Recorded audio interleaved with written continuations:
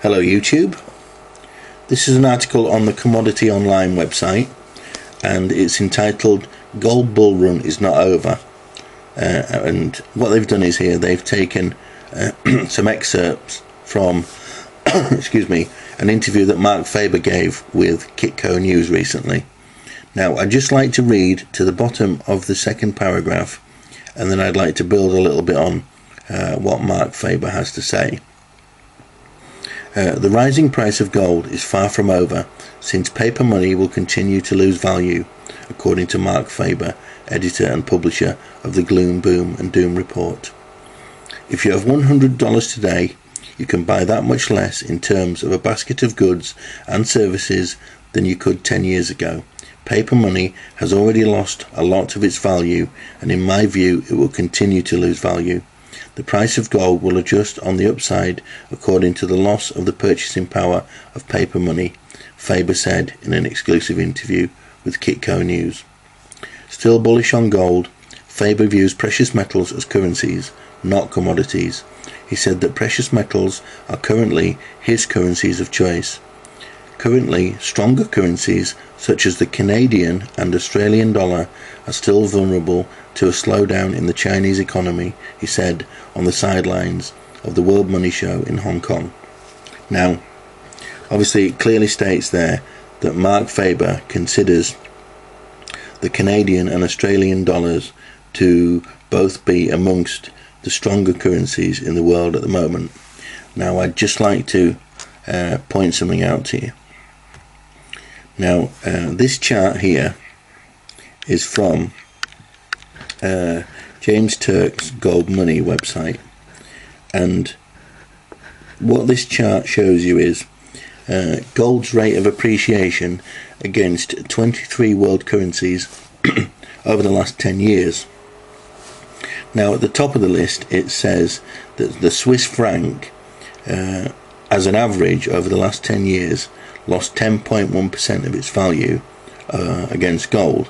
In other words, had you changed your Swiss francs into gold 10 years ago, you would have made 10.1% on your investment as far as how many Swiss francs you would have had returned. Now Marc Faber mentioned the Canadian dollar and the Australian dollar. Now if you look fourth down on the list, the Canadian dollar, it states quite clearly on the right hand side, as an average you would have lost 11.2% of the purchasing power of your money by not changing your Canadian dollars into gold as an average over the last 10 years.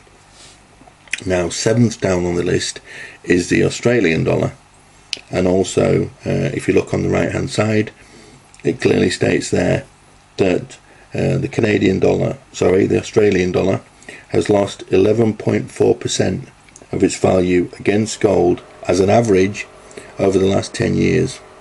So obviously sometimes some years it would have lost more of its value, and other years it would have probably lost less of its value, and the figure that they're giving on the right hand side in the column is an average. So even those currencies which Marc Faber considers to be the best in the world, faring against gold, they all fared very poorly. So just going back to the other article, bear with me.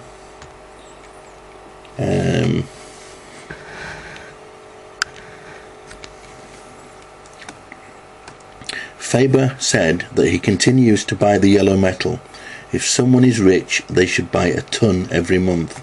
He also said that everyone should buy gold because of the low US interest rates at 0% interest. I don't see why someone would not have part of their money in gold and silver. Faber said that as far as the eye can see, interest rates under Bernanke will stay at 0 and below. He noted that the current vice chairman of the Fed, Janet Yellen, another totally ignorant economist he calls her, removed from any reality, said herself 6 months ago, "If I could implement interest rates below 0, I would do it." So Now you know what the policy in the US will be, Faber said. He also said that if gold prices substantially rise one day, there could be expropriation. The Americans could force the Europeans to do the same. Once they have all the gold in the world, they could revalue it at $10,000 an ounce, Faber said. Now, I'm not going to read any further. Should you wish to do so, by all means do. I'll put a link to this article, and I'll also put a link to the article in which you'll be able to find the listing that I gave for gold's average rate of appreciation against 23 currencies. Now, if you look below that listing for gold, there's actually another table below that which gives you silver's listing as far as its appreciation against those same 23 currencies also over the last 10 years. So have a little bit of a look. If you've not bought any gold and silver yet, do a bit of research, and should you think it's the right thing to do, then fill your boots. Right, speak to you later. Bye bye.